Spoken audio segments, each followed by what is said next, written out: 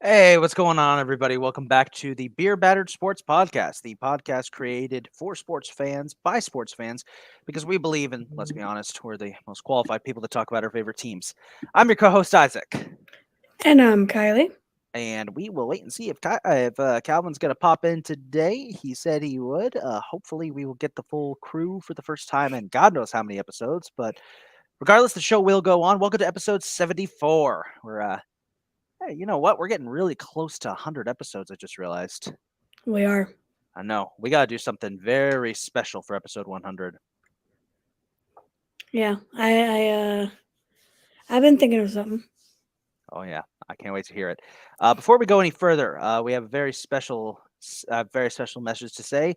For those of you who didn't see on Twitter yesterday, along with being America's birthday, was also Kylie's birthday. So, very happy belated birthday to you, Kylie. Thanks, buddy. And with that being said, today's episode, we're going to talk mostly about NBA free agency. I have the NBA free agency tracker here that's tracked every move every team has made. We'll also be talking about the ongoing craziness in baseball, particularly, I want to say, certain New York teams' surge towards immortality. Did we talk about Domingo Germán's perfect game last episode? No, I'm not going to spend much time talking about it. We did not. Let's start with that. Yeah. Or did we? Did we talk about it? I don't remember. Well, I think we did, but oh man, see, the episodes are starting to blend together because I can't recall if we did or not. All I'll say is once again, I'm not condoning anything Domingo Germán has done in the past, but I am still thrilled that I got to see a perfect game in my lifetime. That's what I'm gonna say. And my dog is licking the window. Fun. Okay. By the way, if anybody hears any barking or scream barking, because that's apparently what Norwegian elk hounds do, my dog's been having a rough couple of days, and he's in a mood. He's in a mood. He's in a mood. So if you hear something that sounds like an animal dying, that is him being overly dramatic and screaming, because he does that. That's weird. It's so weird having a dog that does that. It's jarring when you hear it. It really shocks you. Like, oh my god. But anyway, so Kylie, let's start off by talking about NBA free agency because there's been a lot of interesting moves. I've got the official tracker via the NBA here for each team, and I'm looking through this now, and it looks like the team. Do we want to just go team by team? Because there's been a lot of interesting deals that have been signed. Yeah. Let's go team by team. Well, we're going to go alphabetical order. We'll start with Atlanta. Their only big trade move so far is they traded. They got a trade with the Jazz for Rudy Gay, which I guess helps a little bit. But I don't think Atlanta really needs much. I think they got a good place going in terms of development. I think they just need a break to get a good break for Trae Young and those guys to make a push. No, they're not good. They've been on the struggle bus for ever since they went to the Eastern Conference Finals. They're not an impressive team. We'll see how everything pans out, but not impressed with the Hawks. Stand corrected then. Here's what we got with Boston. So Boston agreed to a 2-year deal with O'Shea Brissett. Their big one, though, in a three-team trade with the three-team trade with the Wizards and the Grizzlies. The Celtics Welcome signed. 40. Oh, there he is. Hey, he made it. What is it? 105. 105, right on time. Perfect. On the dot. I And love like it. and like that, folks, we have all of our members here for the first time in probably almost a month. We've been. Yep. It's all good though. Finally. You're just in time, 40. We are discussing.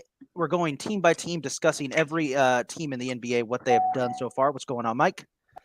We're going team by team in the NBA, discussing their free agent moves so far, and we're just about to talk about Boston, their big move in a 3-team trade with the Wizards and the Grizzlies. They got the unicorn. They got Tingus Pingus, Kristaps Porzingis, who I finally saw play in person, by the way, and he is something special.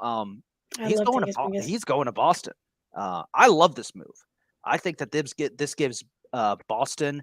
Not only does this give Boston a big guy in the middle to deal with, certain big guy over in Denver that's going to be a problem for the next couple of years, and obviously not the same level. I mean, Porzingis is good. It's not good. I think this is good. It solidifies the middle.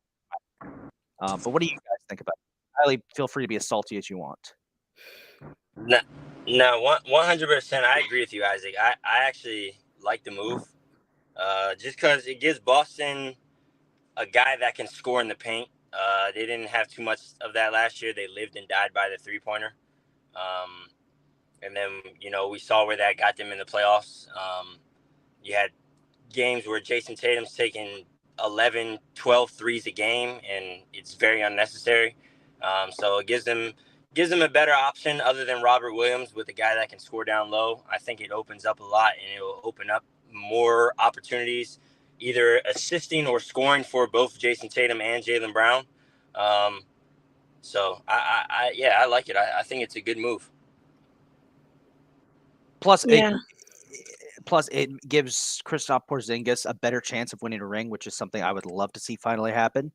Yeah, you guys know how I feel about Tatum, so I hope that it brings Tatum a ring as well. Hey, Boston has proven they're going to be a threat for the next couple of years. So this, I think, is it's not a huge splash move, but it's a good depth move. Kristaps Porzingis is one of those depth players that actually is a big enough name. So I'd be excited to see what happens there. Looking over at the Nets, not a lot of big changes. Cam Johnson returns on a 4-year deal. Dennis Smith Jr. agrees to a 1-year deal. Lonnie Walker agrees to a 1-year deal. So nothing big from Brooklyn, it looks like. I heard they're looking to ship off Ben Simmons.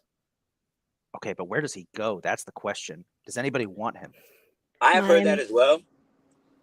And that's the thing that you just said, Isaac. Who wants him? Like, this guy hasn't played in like 2-3 years. Like a full season.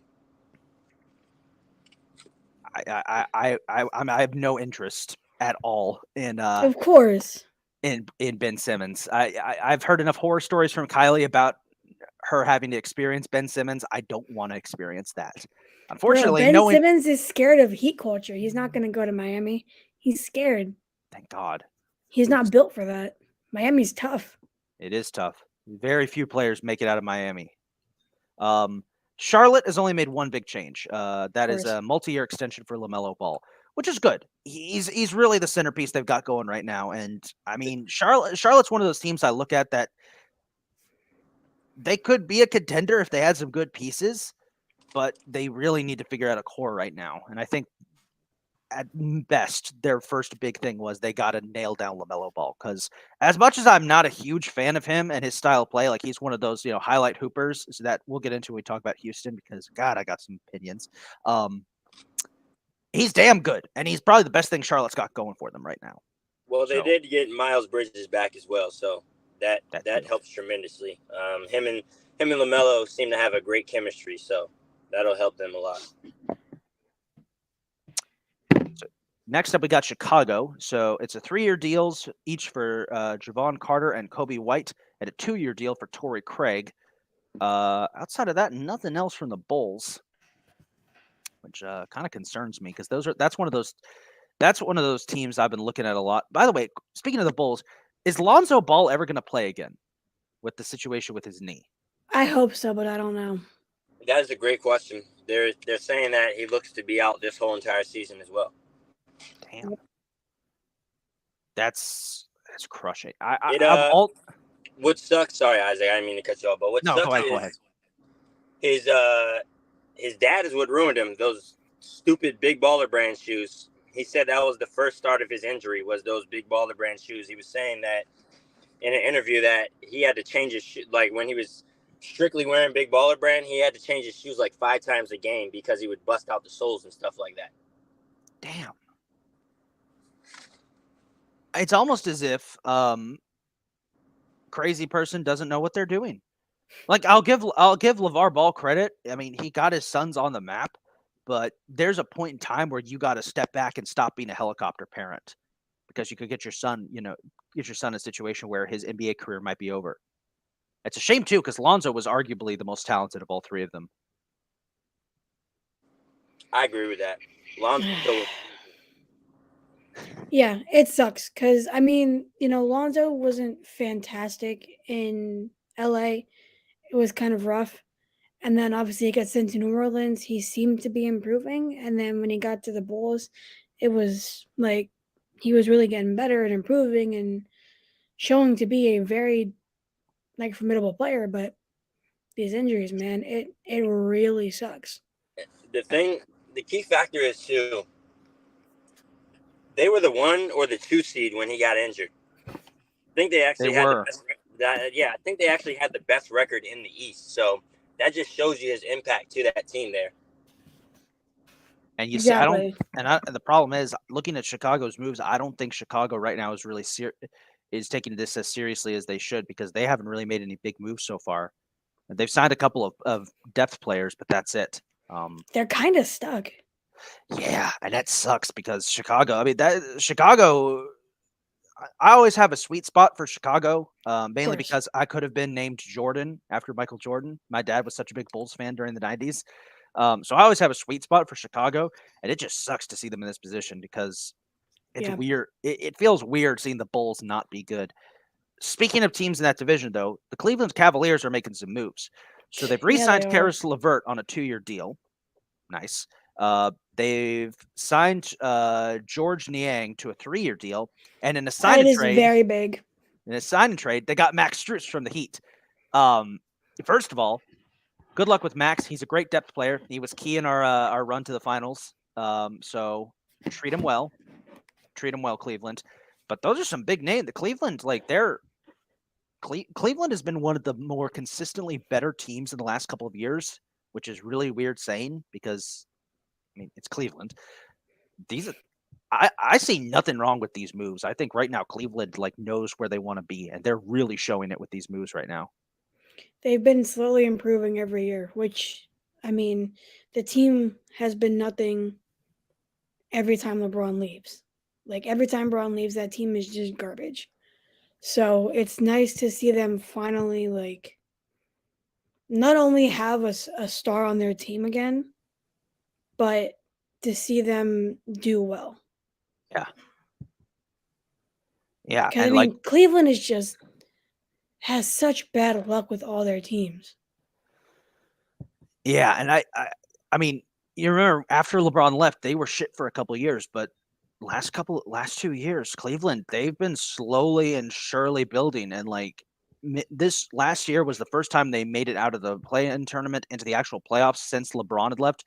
The last time that the Cleveland Cavaliers made it to the playoffs, and I'm not counting the play-in tournament, made it to the playoffs without LeBron James on their roster.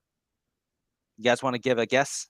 You guys want to guess where when that was? I'm going to say somewhere in the 90s or 80s. That's what I was going to say, 90s. 90s? All right.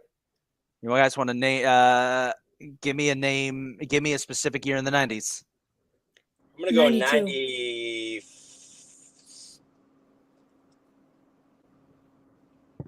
Actually, I know they played Jordan, so it's somewhere in between that 92 and 96 run. Calvin was the closest. 1998 was the last time that the Cleveland Cavaliers made the playoffs without LeBron James prior to last season. Damn. Yep, they lost to Reggie and the Pacers in the first round. Gentleman's sweep. So makes sense. It was Reggie and the Pacers. So you can see why it's so big that Cleveland is able to do this without LeBron, because after the 90s, they were nothing until he showed up. Looking at the next team, Dallas. So, Kylie, get ready for this one. Dallas has agreed to a 2-year deal with Seth Curry. I know you have some opinions on that. A 1-year deal with Dante Exum, and are returning both Dwight Powell and Kyrie Irving on 3-year deals. Will this help their woes, though? Because Yes. Explain.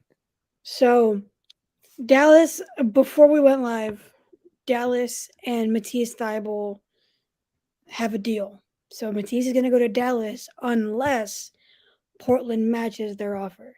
I don't know what the offer is or anything, but if Dallas does get Matisse Thybulle, that like really improves their defense by a lot and solidifies their bench. And then the Steph Curry pickup Huge gives them another 12 points a game. 12 to 15 points a game. There can be one of those games in there he gets real hot and he gives you 30 off the bench. We've seen him do it plenty of times. And then he gets the team back up with his guy Kyrie. They went to Duke together, so got a little bit of the chemistry there. Kyrie didn't really play too many games at Duke, but in the 11 games that he did play, he played 11 games. Yeah, 11 games and still got drafted first round, first pick. Damn. That's how you know you're one of the best. We got some suspension news. Ooh. Is this related to the NFL gambling? Oh, it's MLB. It's MLB. Okay. New York Yankees pitcher. Oh, no. Jimmy Cordero has been suspended for the rest of the season. What did Jimmy do? For violating MLB's joint domestic violence, sexual assault, and child abuse policy. Oh, my God. What does it say exactly what he did? Right now it's saying the Yankees support the suspension. There is no justification for violence. We stand with the objectives, standards, and enforcement. No details yet from what I've seen, but honestly, this is what pisses me off. How hard is it to not endanger your child, sexually assault someone, or beat your wife or girlfriend? It's not hard to not do those things. It really shouldn't be hard. It's honestly tragic. That is. Here's the thing. I tell you what, this has got to be serious if the Yankees are 100% behind it. Like, that's Jimmy Cordero wasn't really contributing anything to us at the moment. But even still, like, damn, the fact that the organization immediately is like, oh yeah, we support the MLB's decision. Fuck that dude. That tells me, like, yeah, no, he must have screwed up. No, I feel like they have to say that. True. I feel like they have to say we support the MLB's decision. I feel like if it was fightable, they would have said they're gonna fight it, but I don't know. It just happened 10 minutes ago, so we'll see whatever comes out. But yeah. I agree with that, but then I kind of disagree with it as well because we've seen situations before where there's been a big situation and the team is behind their player before they're releasing him and things of that. That's true. That's true. So we have seen situations like that. So I think I kind of agree with Isaac on the sense of if they're all in on we agree with this suspension, he must have done something major. Yeah, I absolutely agree with Isaac on that. We'll see what comes out. I really try to let the news come out before anything. But the fact that the Yankees are behind the MLB without even mentioning fighting and investigating it, it seems that like it's pretty obvious it happened. Well, I'll tell you what, at least our Yankees fans haven't lost their sense of humor, because in a dark twist, they're already making Domingo Germán jokes. It's I've already seen. We got rid of our wife beaters. Why haven't you gotten rid of yours? I don't know, and we let him pitch a perfect game, which it just feels weird. But anyway, back to the NBA free agency. Denver is up next. The defending champions, they didn't really need to do anything, but they did do some. They signed Justin Holiday for a 1-year deal, re-signed Reggie Jackson for 2 years, and re-signed DeAndre Jordan for a multi-year deal, which brings up the question, is he even going to make it any more years? Because DeAndre Jordan's getting up there. A multi-year deal?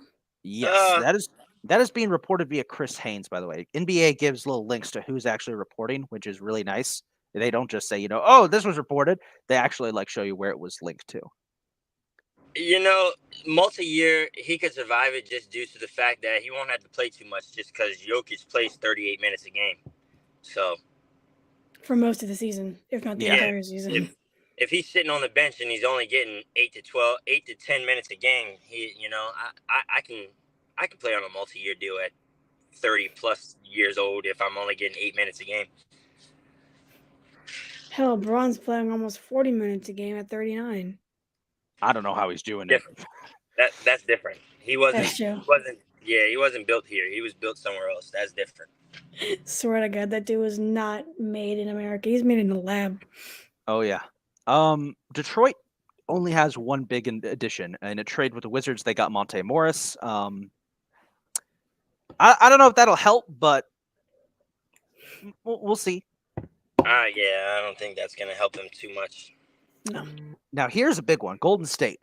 So Golden State has re-signed Draymond Green on a 4-year deal, which I actually thought he was gone. I thought he was going to go somewhere else, to be honest. I did too, actually. I thought he was gone too. I really did. When I saw that they were restructuring their front office, I thought, yeah, they're probably going to start disassembling the core and just bring in some new guys like they did to get that last championship. No, they re-signed Draymond Green. They did get Corey Joseph on a 1-year deal, but their big pickup, really, really big pickup, in a trade with the Wizards, they got Chris Paul. Could we finally see Chris Paul win a ring? I don't know, because the West is kind of stacked and the Warriors are starting to show their age. But I wish Chris Paul the best of luck. I don't know if this is going to be like a KD situation, but one could hope. And this would actually be a positive. This was actually a positive KD situation, because when KD joined the Warriors, I was pissed off. But with Chris Paul, it's like, you know what? You go, Chris. You go chase that ring. You deserve it.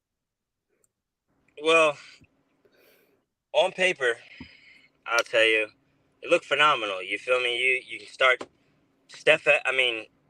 Chris Paul at the 1, Steph at the 2, Klay at the 3, Draymond at the 4, and hopefully Kuminga can drop his nuts and play some basketball, and he'll start at the 5.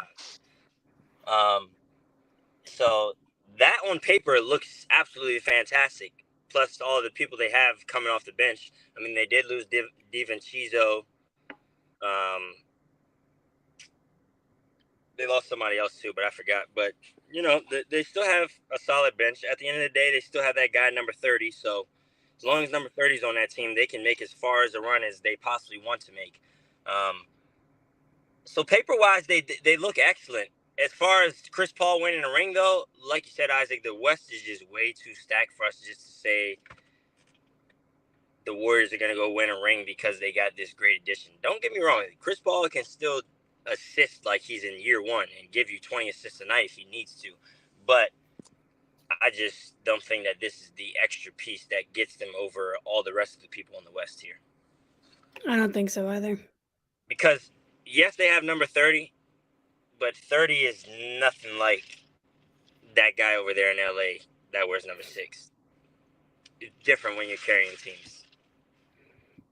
That's true. And I am actually very high on the Lakers coming into this year. Yeah, if you want me to be honest, I'm not even being biased. I think the Lakers have a better chance to win a championship than the Warriors do. I agree with that, actually. I'll actually jump over to the Lakers right now since we're talking about them. So the Lakers, they've been making a lot of moves. They re-signed Rui Hachimura on a 3-year deal. They signed Jackson Hayes signed on a 2-year deal via ESPN. Beautiful. Taurean Prince on a 1-year deal. Beautiful defense. Austin Reeves is returning on a 4-year deal.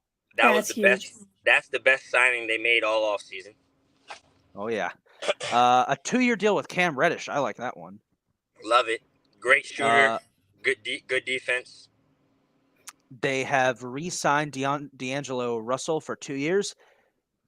And finally, Gabe Vincent on a 3-year deal. I'm jealous. You guys get one of the most underrated players from my Heat, our last run. You guys get him now. Yeah, and a lot of the guys you named there is exactly what LeBron's been looking for the last 5 years, and that's guys who can shoot the 3-pointer. Yeah. got Austin Reeves, you got D'Angelo Russell, you got Gabe Vincent, you got Cam Reddish. All those guys can shoot the three there. So, like I said, I think if you want to compare it paper-wise or on the court-wise, I think the Lakers have a better chance to win than the Warriors do, because at the end of the day, I mean, they still have number 6, and we saw that he can still play at this high-caliber level with these young guys, no matter what age he is. So, it's not a – it's and then the team they had last year, they basically brought the same team back and just added some more addition to it. So they got all the way to the Western Conference Finals last year with this team. Now they're adding new additions to it. I mean, I don't see why they can't get back or further next year. Yeah, and I don't think the Lakers' Western Conference Finals run was a fluke or anything like that, because Oh, hell no. first of all, I'm never going to doubt a team with LeBron on it. That's first and foremost, obviously. And second, that team after the trade deadline, after the moves they made, very, very different team. We saw them play really well, and especially toward the end of the season, they really started to connect. Yeah, it was And then night and day how they were at the beginning of the season. Exactly. So that whole team coming back, adding more pieces, I don't see why they can't come back there this year. Now, the other LA team, the Clippers, they haven't made as many moves. They're waiting. Oh yeah, they got a trade with the Rockets for KJ Martin, and I'll talk about the Rockets in a second. And then they re-signed Mason Plumlee and Russell Westbrook. As you said, Kyle, you said they're waiting for something. They're waiting. The Russell Westbrook disrespect is just absolutely incredible at this point, because 2 years, $8 million, and you got Dillon Brooks getting 4 years, $80 million is just absolutely insane. There's nobody that is going to tell me on this earth that Dillon Brooks deserves to be making more money than Russell Westbrook in the NBA right now. I don't care what season Russell Westbrook had with the Lakers. You saw when he went to the Clippers, he changed it around. Everything started clicking again. Before he got to the Wizards, he was still the Russell Westbrook that was averaging a triple-double a game. Dillon Brooks was doing that with the Wizards. That's what I'm saying. Dillon Brooks was never averaging a triple-double a game in the NBA, ever in his entire career. No. And this guy has $80 million somehow for 4 years. And that's a great segue into Houston. So the Rockets were a disaster last year. I talked about highlight hoopers with LaMelo Ball, but they had a bunch of them. And, okay, so on one hand, they had some good signings. They got Jock Landale on a 4-year deal, Fred VanVleet on a 3-year deal, Jeff Green on a 1-year deal. Contract, though. Yeah, those two, Fred VanVleet and Jeff Green, I think are going to bring some veteran leadership to that team. But then they signed Dillon Brooks to a 4-year, what was it, $80 million deal. Why? You already have a culture problem because you have a bunch of players who are only playing to get highlights on ESPN, and yet you go and sign one of the most problematic players in the league, a guy who should be playing in the CBA right now. It's ridiculous. We spent all the offseason making jokes about how Dillon Brooks was. The jokes have been ruined. We spent all offseason making jokes about how Dillon Brooks was going to have to start learning Chinese because you're going to the Shanghai Sharks, buddy. No, he's going to Houston. I just don't understand what Houston's goal here is, because they signed 2 great veterans. I mean, Uncle Jeff, he makes every team he plays for better. Fred VanVleet is awesome. And yet then you sign, to use a strong term, a team cancer in Dillon Brooks. I just don't understand what Houston's doing. I was confused by the Dillon Brooks signing, especially for the amount of money that he was signed for. Because what did he do last year other than every time I saw Dillon Brooks on ESPN, it was because he was talking trash to somebody. I didn't see the highlights. There was no highlights, no game film, no anything of Dillon Brooks other than him trash talking. So trash talking gets you 4 years, $80 million now? Because if that's the case, I'll start training tonight. I mean, Dillon Brooks has proved that how easy it is to get into the league now. You don't have to have shit, but if you can get up in LeBron's face and say, "Man, you pussy," you'll get signed to that big of a deal. Yeah. And again, like what I said before, Houston's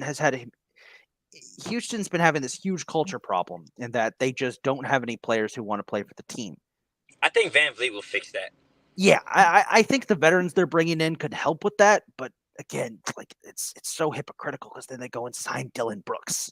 Just doesn't make sense to me.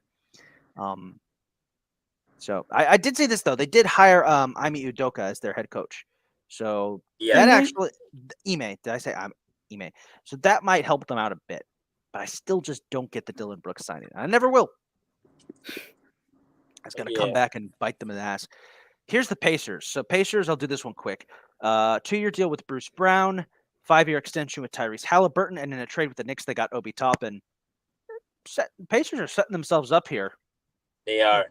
And the big one there is Bruce Brown. And going back to the Nuggets, I think that is going to hurt them. Bruce Brown played a big critical part in that championship run this year. Losing him on that team is going to be a little bit of a downfall from what he produced there. So that's my reasoning for why I don't think Denver goes back. Is even though they have that unicorn guy over there, I don't think they go back just because of the people that they lost there. But going back to the Pacers, Indiana looks great. Obi Toppin, I think, was a great signing. Bruce Brown, of course, great signing. And then, making sure that you lock down Halliburton. That was probably priority number one and the best thing that they did. Yeah. Oh, yeah. Who's next? They All right, Memphis. They got some guys that can help them run in the East now, for sure. Oh, yeah. Yeah. Memphis, I mean, we know what Memphis's real issue is right now, and that's deal with John Morant. But in terms of free agency, they got Desmond Bane on a 5-year extension, which, I mean, with Dylan Brooks and gone and John Morant having his issues, that's kind of like the number one thing. Is like, okay, our only good player left is Desmond Bane. Let's deal that. But they did make some big moves. They got a multi-year deal with Derrick Rose, and in a 3-team trade with the Wizards and Celtics, they got Marcus Smart. That's right. Big names going to Memphis. Yeah, I think this is a similar situation to Houston, where they're trying to lock in some veteran guys here because they're like, look, we got some younger guys who are kind of out of control. Can you guys come in and like clean it up? Exactly. I think Derrick Rose is going to bring the locker room presence. He'll be the locker room guy and change the culture in there and help John Morant a lot. And then Marcus Smart coming in there. I mean, another great veteran guy. You even saw with the Celtics all the times that he was, talking and coaching and telling these guys what to do and who to go where and blah, blah, blah. So he'll be another great veteran presence on the court as well as off the court. As well as, I mean, of course, he's not as explosive as Ja. Ja Morant's probably the most explosive athlete in the NBA right now. The guy jumps out the gym. He jumps out the roof.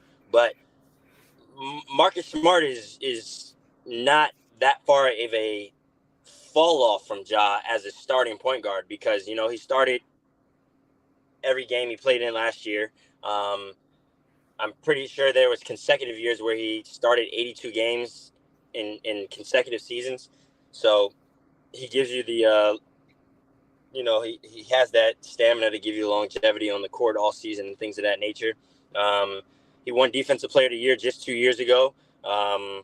So him being the point guard that he is not too far of a point guard from what Ja is. So it's not going to make too much of a difference record-wise for the time that Ja has to be suspended there.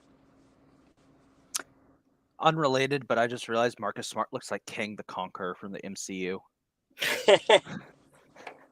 He does. Moving on to Miami, my Heat. We let a lot of guys go in terms of signings. We signed Josh Richardson and Thomas Bryant and re-signed Kevin Love. Okay. How the hell are you guys going to get Dame? They're going to get rid of Hero. Probably. They don't want Hero. Yeah, the Blazers don't want Hero. That's why the Heat are trying to get a third team involved so that somebody will take Hero.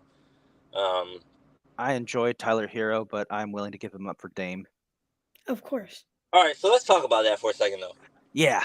I think before we do any other teams, we got to talk about Dame because that was not listed in the NBA's website. But we need to talk about that. Dame wants out finally, and so him. It's funny because I saw Paul George say a quote the other day, and he was like, "It's funny how Dame went from everybody's running from the grind to now he'll only play for the team that was in the finals last year, which is Miami. But not only that, I mean, yeah, I understand the Heat culture. Yes, I understand Jimmy Butler. Yeah, I understand Eric Spoelstra. But do we not think that Giannis is going to come back harder? Do we not think that this team or that team, like the Knicks, the Cavs, I mean, the Nets have a lot of great role players, and no superstars, honestly. But even the Nets, like the Bulls, like there's teams out there in the East that are going to come to compete. So is he thinking that Miami's just going to go back to the finals again next year? Like, what is his big infatuation with Miami? Because he thinks that going to Miami is his like ticket to winning a ring, but he could go to Miami and they could never go back to the finals again. Then what? Right. That's a good point. He's just setting his sights on Miami instead of saying, put me in the best position possible to actually go win a ring. Because with all the pieces that Miami's just lost, I really don't think that is the best position possible to go win a ring right now. I think that Giannis will come back stronger next year. I think there's a lot of teams in the East that can be better than Miami or even knock them out of the first round or not even have them make the playoffs, because let's be honest, they almost even really didn't make the playoffs this year. Yes, they had a great run in the playoffs, made it to the finals, but they were the 8th seed, and they had to play 2 games to get to being the 8th seed. They lost the initial game to make them the 7th seed. Yeah, exactly. So I'm not too sure of his infatuation with Miami. I don't know either. Maybe it's that old stereotype of people trying to retire in South Beach, but I'm frustrated too with it, because part of me would love to get Dame, but also like we don't have any depth anymore. We sold all of our depth pieces away at the trade deadline. We sent exactly. Or during free agency, excuse me, not trade deadline. We've sent everybody away at this point. You know, we lost Gabe Vincent, we lost Max Strus. We're going to lose Tyler Hero probably. Like, we are not in a position right now to make another run. You know, so it's unfortunate, but that's the situation with Dame. But you hit the nail on the head there. You mentioned Giannis. Don't get me wrong. Him and Jimmy Butler will be great. Oh, yeah. 1,000%. But, you know, I don't think that's enough to take that team to the finals, especially, like you said, you just lost half your team in free agency. Oh, yeah. Exactly. Looking at some of the other teams here. So you just mentioned Giannis. Milwaukee. They have re-signed Brooke Lopez, Jay Crowder, and Chris Middleton. They added Robin Lopez, so both Lopez brothers are going to be playing on the same team. Which is that the first time they've ever done that? I think it is. And they also signed Malik Beasley. So not a lot of changes for Milwaukee, but they really didn't need any changes. I mean, it's the Bucks. They're just good. Yeah, with Giannis on the team, they'll always be. Yeah. Right there. Giannis is the East's new LeBron. The Bucks will dominate the East every year, no matter what. Like, even if they don't go to the finals, they'll be the 1 seed every year, just due to the fact that they have Giannis and he's so dominant. Oh yeah, exactly. Go ahead, Kyle. I don't know when his contract is up. It's within the next couple years, I believe. Next 1 or 2 years.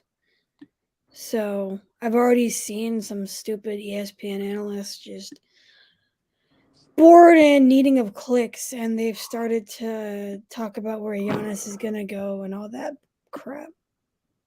So technically they do need to win or get really close the next couple years if they want to keep him, but other than that, I'm not going to give it the time of day. So next couple of teams, not a lot of big changes, so I'll just gloss over them real quick. Minnesota, they re-signed Nickeil Alexander-Walker and signed Shake Milton, Anthony Edwards. Anthony Edwards got extended, and Troy Brown. The Pelicans re-signed Herb Jones and signed Cody Zeller. There's another Miami piece gone. And the Knicks signed Dante DiVincenzo, which actually gives them some pretty good depth. Yeah, it does. I like that. Yeah. Oklahoma City is next. I tried to mute myself, but I couldn't get to it fast enough. The Knicks, though, they DiVincenzo, Josh Hart and Jalen Brunson all played at Villanova together. So those guys, they got 3 guys over there now that'll have some chemistry. I like that. I like that a lot. OKC, they traded for Victor Oladipo and Patty Mills and signed Jack White. I forgot about Depot. There's some pretty good moves there. OKC is my sleeper in the West this year because everybody is saying Victor Wembanyama this, Victor Wembanyama that. But everybody forgets that my guy Chet Holmgren didn't play last year, so he still has that chance to win Rookie of the Year this year and pull a Ben Simmons and, get the Rookie of the Year in his second year, technically his first. So I like Chet Holmgren to be my Rookie of the Year this year, not Victor Wembanyama. That was my guy last year. If we go back to the NBA season from last year, right after the draft, I remember me being on the podcast talking about Chet Holmgren and how he was going to be the guy before he got injured. I think he did, yeah. Yeah, I don't think it's going to be Victor either, actually. And I keep forgetting about Chet, and he has put on some weight since being in the league, so that's a good sign. I think he went from like 195 to like 208 or something like that. Yeah. Oh yeah. We got some white guys in Orlando. Moritz Wagner is returning on a 2-year deal, and Joe Ingles is signed to a 2-year deal.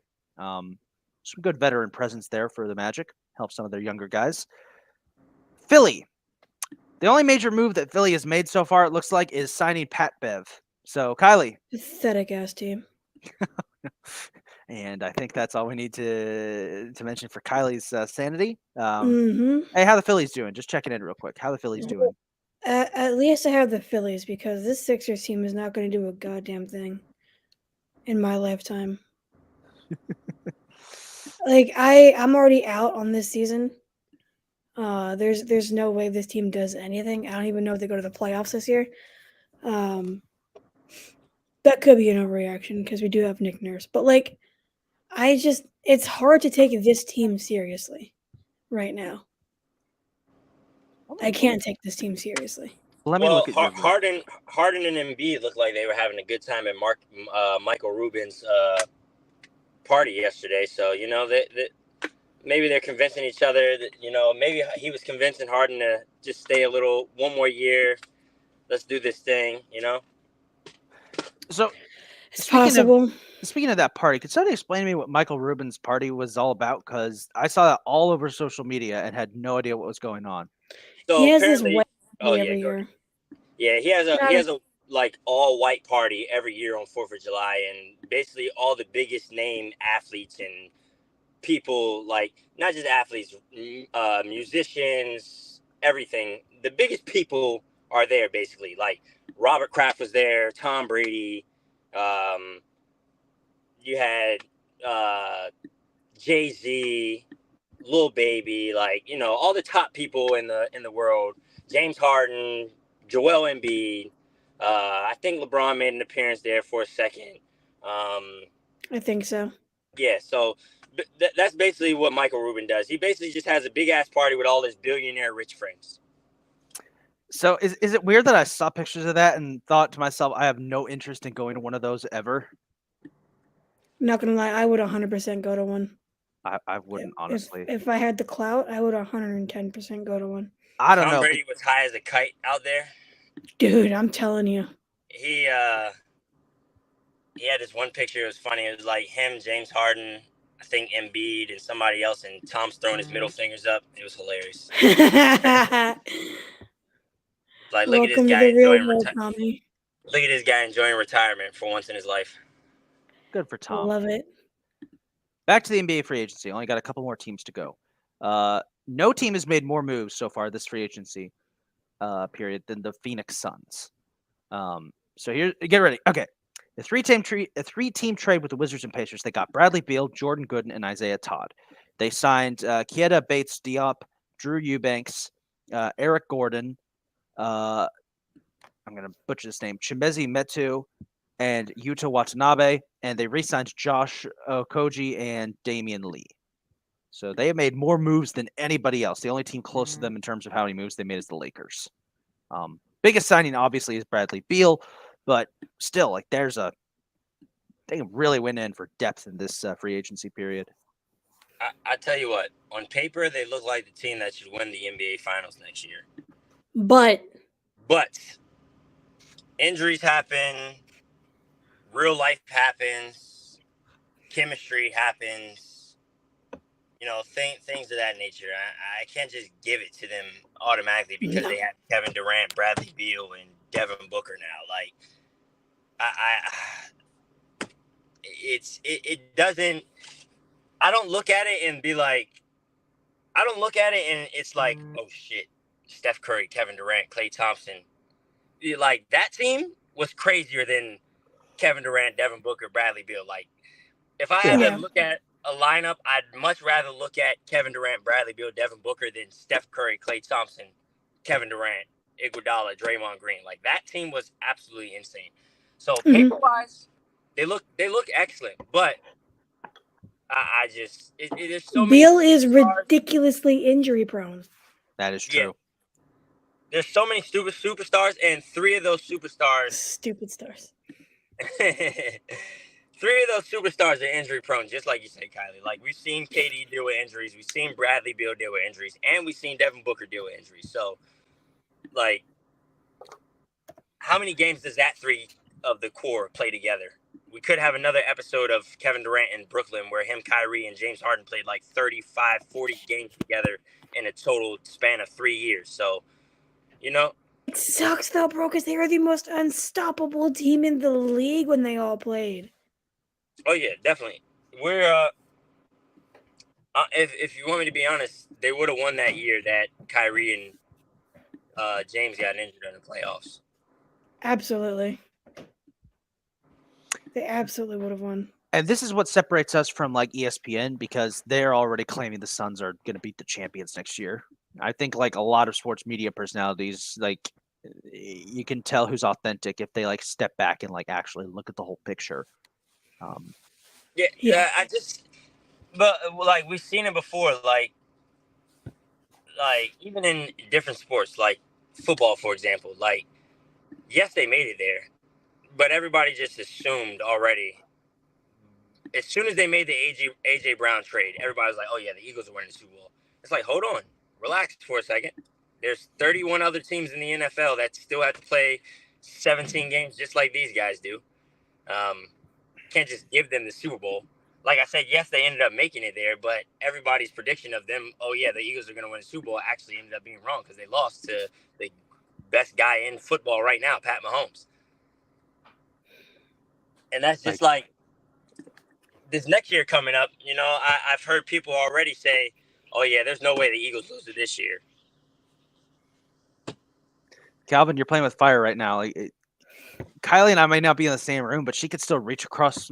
She could still reach across the screens and strangle me, like she almost did yesterday at her own birthday party. Yeah, at her own birthday party, because I kept bringing it up. It's like, happy birthday, Kylie. I know it wasn't the best year for you. Losing 3 championships, including one to my Chiefs. Did I mention that my Chiefs beat your Eagles in the Super Bowl? Yeah, I almost got strangled. So it's true. Portland, their only big move so far is they've re-signed Jeremiah Grant. Jeremy. No, that's Jeremiah. That's not Jeremy. It's Jeremy. No. Might be like Jerami or something like that. Well, he spells that. That's the weirdest way I've ever seen someone spell Jeremy. Sacramento have basically just been re-signing people. They re-signed Alex Len. They re-signed Trey Lyles. They agreed on a multi-year extension with Domantas Sabonis. And in terms of actual free agents, they signed Sasha Veznikov. So that's what Sacramento's been up to. San Antonio, in light of the next Tim Duncan showing up, they have re-signed Julian Champagne and Trey Jones and agreed to a 2-year deal with, and I'm going to butcher this name, Sandro Mukalashvili. You want to know what's crazy? Good insight.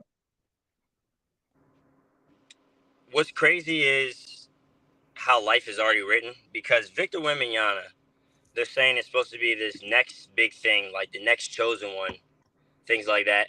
He was drafted literally 20 years after LeBron, like 20 years from the last time that they were saying somebody was the chosen one. It just is crazy. It's like Wait. LeBron was drafted 03. almost 20 years after Jordan was drafted. Yeah, insane. I'm seeing a pattern here. Who was drafted 20? Wait, who was in the draft 20 years before Jordan? Hold on. We might be onto something here. We might be onto something. Don't judge me. We might be onto something. I'm judging you. Okay, 1984. So so LeBron was drafted 19 years after, literally almost. So that would be 1964. Please tell me 1964 had a GOAT drafted. The 60s. Willis Reed, but I mean, okay, so maybe not. So it just started with Jordan. Yeah, Hey, are you I think it disrespecting started with Willis Jordan Reed? and LeBron. Yeah. I think we're onto something. He better turn out good. I swear. I hope he does, just because all the hype that's around him. Like, we haven't seen this much hype around the guy since Jordan and LeBron. Like, I don't know. It's just Zion. Oh well, I mean, I'm gonna be honest. I knew from the first day these guys told me on ESPN that this was supposed to be the next LeBron James. I looked at his game the next night. Duke had a game. I watched his game and I said, "Yeah, this dude's not going to be the next LeBron." I already knew no. I've seen Victor Wembanyama play though when in his overseas games, and this guy, he could be the next best thing. Like, the guy is actually crazy. He's a different type of unicorn than Jokic is. I don't know how the Spurs keep getting away with it. That's my take. At least it's not like the Chicago Blackhawks. Oh yeah, Who still should not have Connor Bedard. There's a reason we're not talking about hockey this week. I'm over it. Three more teams to talk about, and then we'll wrap up today's episode. Today's an NBA special.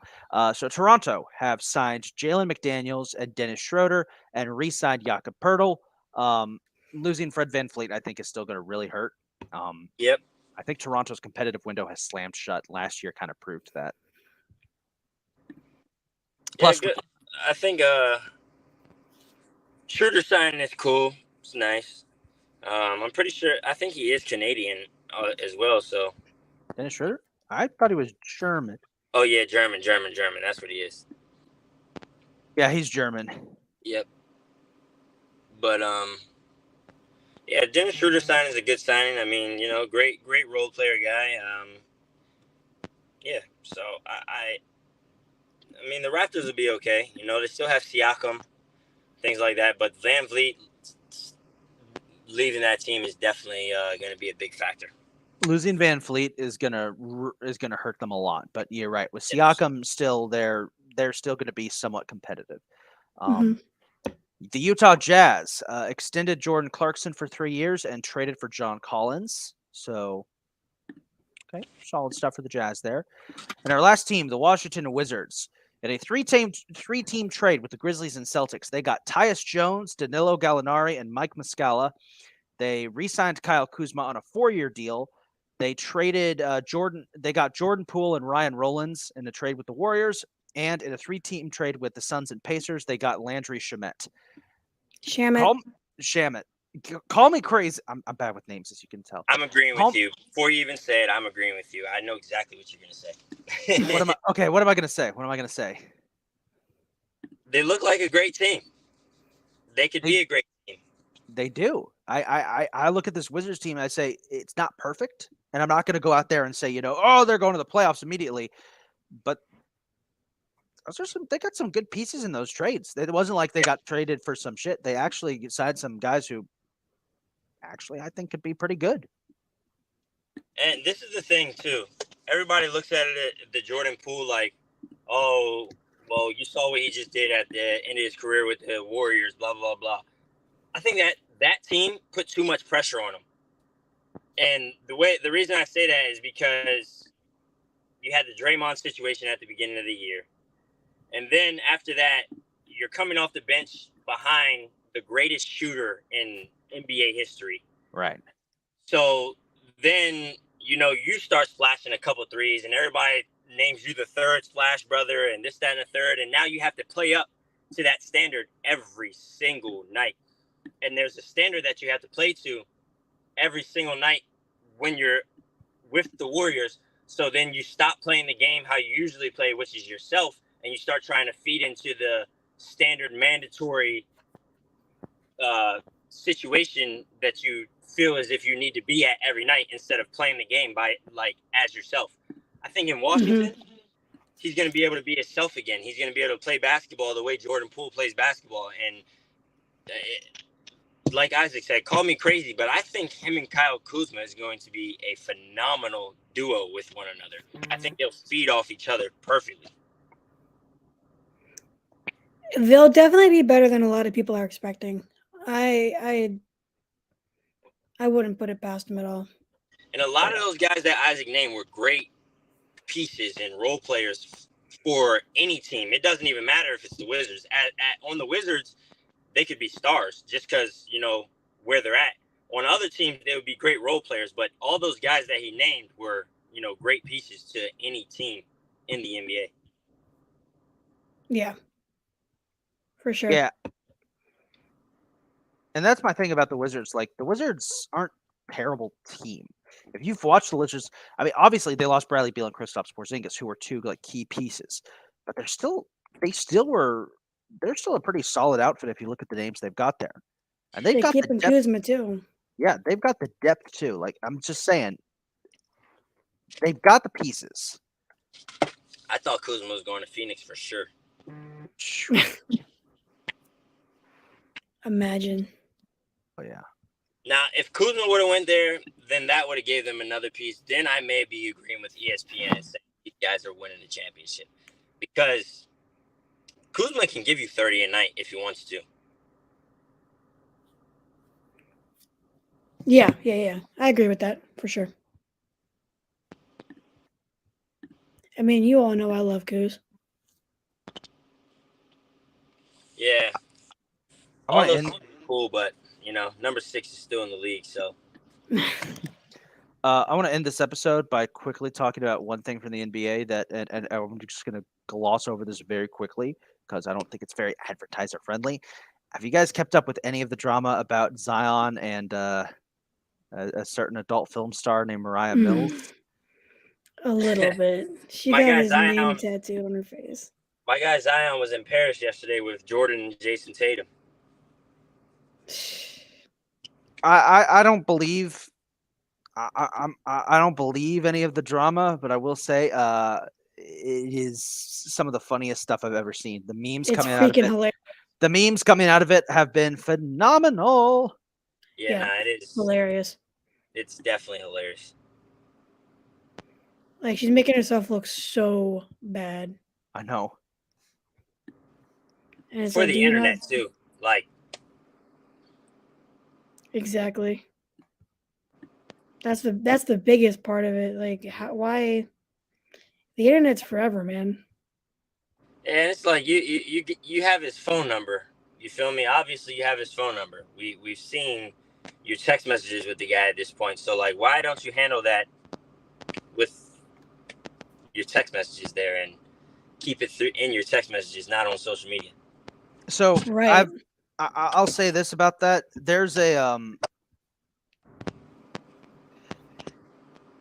people who work in that industry. I guess I don't see. I'm trying not to say anything that could get me into trouble. But people who tend to work in that industry tend to not have as much shame, I guess is the way to say it. For lack of a better word, yeah. For lack of a better word, there really is no easy way to talk about this. But they're very open about. Yeah, if you work in that industry, you got to be kind of open about that kind of stuff.